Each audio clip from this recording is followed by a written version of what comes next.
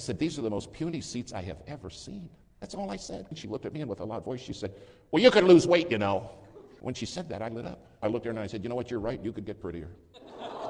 I said, when you fell out of the tree, you didn't miss a branch on the way down. She looked at me and she said, well, I never. I said, well, now you have. People around me started clapping. A businessman there got his pen out and he said, where'd you get that? Right there. I will write that down. She went off kind of tearful and I thought, boy, she started it, I just finished it. I'm putting my jacket, Brother Harbin, up overhead and the tracks in my pocket slid out. And just like that, the Holy Spirit said, probably not a good time to give her one. And I said, no, this would not be a good moment. I walked back up by her and I said, I want to apologize to you. She said, I've been a Delta flight attendant for 22 years. Nobody's apologized to me. I said, well, today's the day. I said, what I did to you, I'd never want somebody to do to my wife or my daughter. And I said, please don't hold me against this, but I want to give you this. 2 other flight attendants standing there said, have you got any more of those? I said, I do. This world does not want to hear what you have to say if you don't have love. Because your God says, without this love, all you're going to be to them is an irritating noise.